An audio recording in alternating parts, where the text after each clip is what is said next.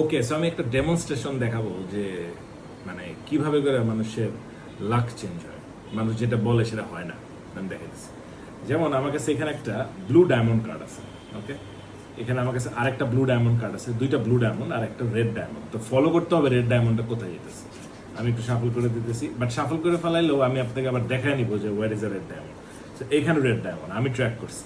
আমি যদি রেড ডায়মন্ডটা নিচে রাখি, অনেকেই বলে যে রেড ডায়মন্ড এখন নিচে, বাট না, red diamond still on the top. আপনি দেখেন, আমি যদি রেড ডায়মন্ডটাকে আবার নিচে রাখি, আবার এটা করে এসে পড়ছে উপরে। আমি যদি আবার নিচে রাখি, এটা আবার উপরে। সো একসময় মনে হবে যেখানে every single card are red diamond, তাহলে where is a blue diamond? Blue diamond আছে এখনো, is a blue diamond.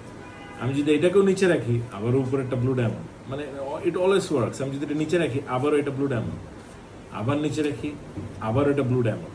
Now every single card looks like a blue diamond. I don't know Y. এখন এইটা যদি একটা ব্লু ডায়মন্ড হয়, এটা যদি একটা রেড ডায়মন্ড হয়, অনেকেই বুঝতে পারে না যে মাঝখানেরটা কি। তা আপনি মনে মনে যদি ভাবেন এটা রেড নাকি ব্লু, আমার মনে হয় কোনোটাই ঠিক হবে না। Better luck next time. Thank you তবু ভাই ফর দিস অ্যামেজিং গিফট।